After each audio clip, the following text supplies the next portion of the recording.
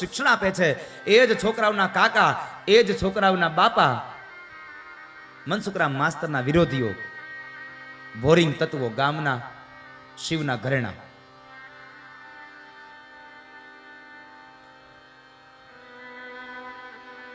એક વખત ગામમાં મીટિંગ કરી અને નક્કી કર્યું કે ચાલો આપણે અરજી આપી દઈએ કે અમારા ગામની પ્રાથમિક શાળામાં એક ભગતલો શિક્ષક છે, છોકરાઓને ભણાવતો નથી, જ્યારે ને ત્યારે એ ભક્તિ માટે વયો જાય છે. અમારે આવો શિક્ષક જોતો નથી, કાં આની બદલી કરો અને કાં આને અહીંથી સસ્પેન્ડ કરો, બેમાંથી એક કરો. અરજી લખાણી અને અરજી વડોદરાની અંદર જિલ્લા શિક્ષણ અધિકારીની કચેરીમાં એ અરજી આવે. અરજીને માધ્યમ બનાવ્યું, અરજી જોઈ, અરજીને જોઈ અને થોડા દિવસો પછી જિલ્લા શિક્ષણ અધિકારીએ પોતાની કચેરીમાંથી એક અધિકારીને કોયલી ગામની પ્રાથમિક શાળાનો રિપોર્ટ લેવા માટે મોકલે છે. અને એ ગાયકવાડ સરકારમાં એ વખતની આ વાત છે કે ત્યારે વડોદરાથી એક ટ્રેન 9 વાગે ઉપડે અને બરાબર 11 વાગે એ ટ્રેન કોયલી ગામમાં પહોંચે.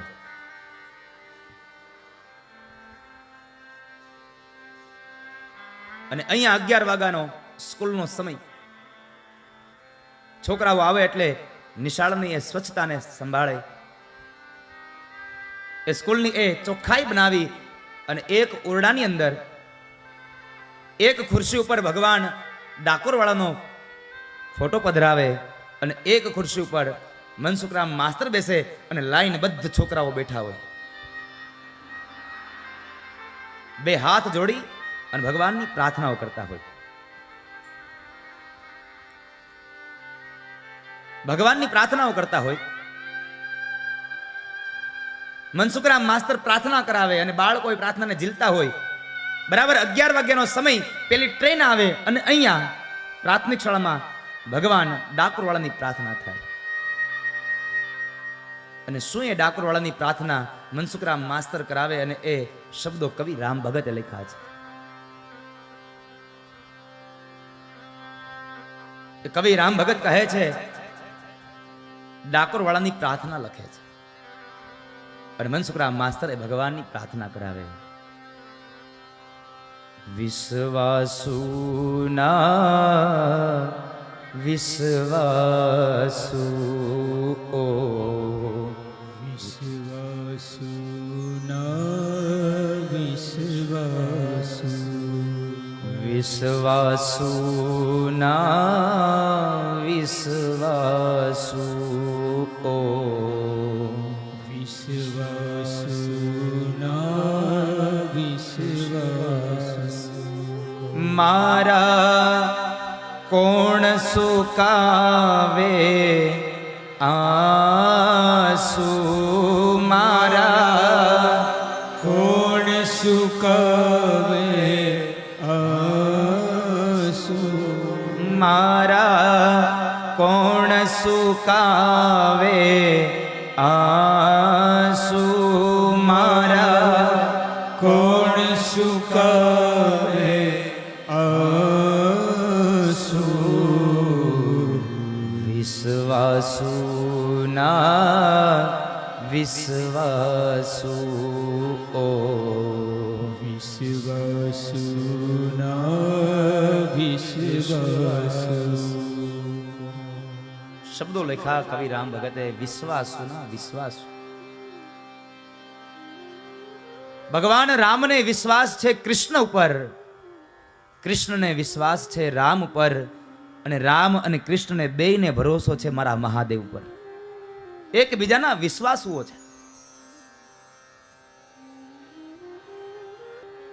પ્રાર્થનાના શબ્દો ચાલે છે.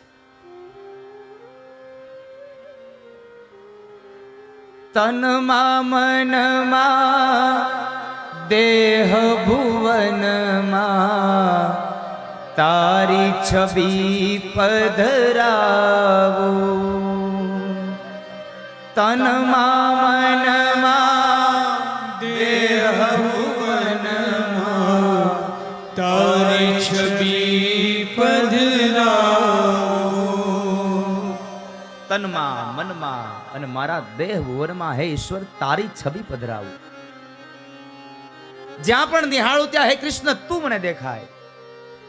મારી નજર તને જ જુએ. એ કૃષ્ણને જોવા માટે સાહેબ નજરને પણ કેળવવી પડે.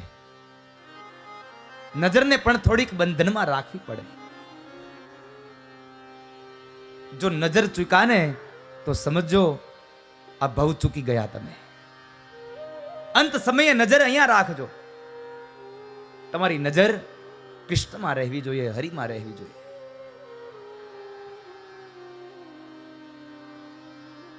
પ્રાર્થના ચાલે છે. મનસુખરામ માસ્તર પ્રાર્થના કરાવે, બાળકો પ્રાર્થના ગાય અને એ જ સમયે બરાબર પેલા જે અધિકારી આવે છે 11 વાગ્યાની ટ્રેનમાં કોયલીના સ્ટેશન ઉપર ઉતરે અને ત્યાંથી એના એક અધિકારી એના પટાવાળાની સાથે આવે છે. બે વ્યક્તિઓ આવીને બરાબર પ્રાથમિક શાળામાં ઉભા રહ્યા. ઓરડામાં ભગવાનની પ્રાર્થના ચાલે અને પ્રાર્થનાના શબ્દો સાંભળી અને આવેલા અધિકારી એકદમ સ્તબ્ધ થઈ ગયા. શું પ્રાર્થના છે બાળકોની? આવેલા અધિકારીના મનમાં વિચાર આવ્યો કે જે માણસની પ્રાર્થના આટલી સારી હોય તો એ માણસના શિક્ષકમાં શું ખોટ હોય સાહેબ? એમાં શું ભેદ હોય?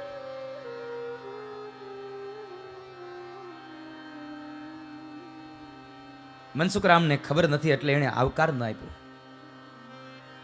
એ ઊભા નથી થયા. એટલે જે અધિકારી છે એને વાંધો નથી, પણ એની સાથે આવેલો જે પેલો પ્યુન પટાવાળો છે ઈ કહે છે સાહેબ જુઓ તો ખરા માણસ, આપણે અહીંયા આવ્યા કોઈ આવકાર પણ આપતો નથી આપણને. સાહેબ આનો રિપોર્ટ સારો લખતા નહીં હો. અને ત્યારે આવેલો અધિકારી કહે છે કે ચૂપ રહો, પ્રાર્થના ચાલે છે અને પ્રાર્થનાના શાંત સરોવરમાં શબ્દોના કાકરા મારીને તરંગો પેદા ન કરો સાહેબ. પ્રાર્થનાના વાતાવરણને શાંત રહેવા દો. ચૂપ રહો. પ્રાર્થના પૂરી થઈ અને મનસુખરામની આંખ ખુલે ત્યાં તો પોતાના અધિકારીને જોયા છે. એકદમ ઊભા થઈ અધિકારીને કહે છે સાહેબ આપ આવવાના હતા એ મને ખબર પણ ન હતી અને આપ આવી ગયા એ પણ મને ખ્યાલ નથી રહ્યો. હું પ્રાર્થનામાં હતો, હું આપને આવકાર ન આપી શક્યો, મને માફ કરજો. મનસુખરામ માસ્તરે બે હાથ જોડ્યા. આ દ્રશ્યને જોઈ અને છોકરાઓ કહે છે કે અમારો માસ્તર જો હાથ જોડે તો અમારે એને પગે લાગવું જોઈએ. છોકરાઓ એક પછી એક લાઈનમાં ઊભા થઈ આવેલા અધિકારીને પગે લાગ્યા છે. આ સંસ્કારને જોઈ આવેલો અધિકારી તો આમનામ ગડગડિત થઈ ગયો છે કે શું બાળકોના સંસ્કાર છે. સાહેબ આપના આવવાનું કોઈ કારણ? મનસુખરામ તમારા વિરુદ્ધની અંદર તમારા ગામ લોકોએ એક અરજી આપી છે ને એ અરજીના અનુસંધાને મારે તમારા આ નિશાળની વિઝિટ કરવાનો વારો આવ્યો છે. પણ ગામ લોકોએ કેમ તમારા વિરુદ્ધમાં અરજી આપી છે એ મને નથી સમજાતું. આવું કેમ બન્યું હશે સાહેબ? મને નથી ખબર. પણ મનસુખરામ હું તમારી સ્કૂલની આ શિસ્તતાને જોઈ, તમારી આ પ્રાર્થનાને જોઈ, તમારા બાળકોના સંસ્કારને જોઈ અને ખૂબ રાજી થયો છું. રાજી થયો છું એટલું નહીં, પણ હું તમારો 3 રૂપિયાનો પગાર વધારી દઉં છું. તમારા જેવી શિસ્તતા મેં બીજી કઈ જગ્યાએ જોઈ નથી.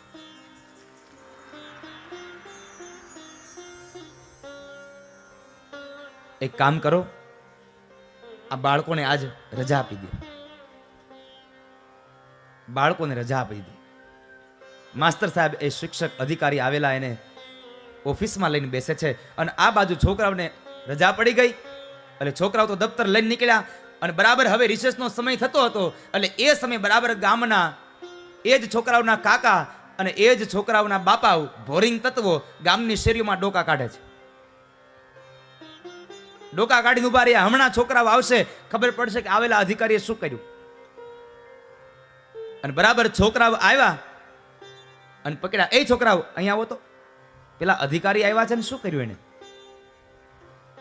અરે કાકા, એ અધિકારી આવ્યા અને એને અમારી પ્રાર્થના સાંભળી, અમારા માસ્તર સાહેબની આટલી શિસ્તતા જોઈને તો એ અધિકારીએ અમારા માસ્ટર સાહેબનો 3 રૂપિયાનો પગાર વધાર્યો અને એટલો રાજીપો વ્યક્ત કર્યો ને કે અમારે મોટો બેલ પડી ગયો, અમારી રજા થઈ ગઈ.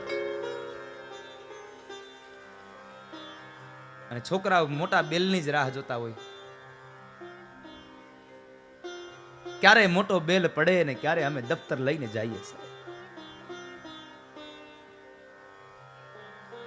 ગામના લોકો ભેગા થઈને કહે છે, આ અધિકારી બધા એના મામા માસુના જ હોય, આમ આપણું કામ નહીં થાય.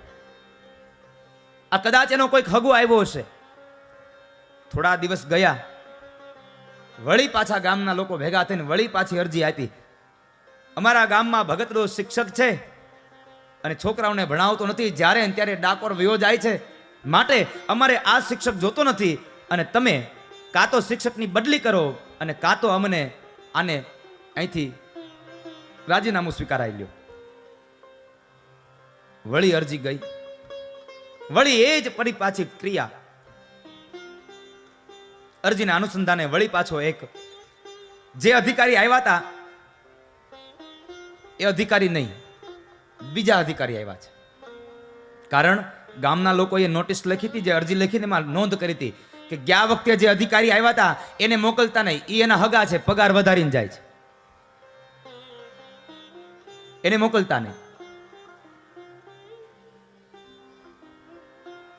બીજી અરજી ગઈ એટલે વળી પાછા જે અધિકારી આવ્યા હતા એના ઉપરી અધિકારી આવ્યા અને એ જ વળી પાછો ક્રિયાકર્મ. 9 વાગે ટ્રેન આવે, 11 વાગે ટ્રેન અહીંયા પહોંચે અને 11 વાગે અહીંયા પ્રાર્થનાનો સમય હોય. આવેલા અધિકારી પ્રાર્થનાને સાંભળી અને એ અધિકારીએ પ્રાર્થનાને સાંભળીને ખૂબ આનંદિત બન્યા છે. પ્રાર્થના પૂરી થઈ, આવેલા અધિકારીનું આગતા સ્વાગતા થઈ. સાહેબ, તમે આવવાના હતા એ મને ખબર ન હતી.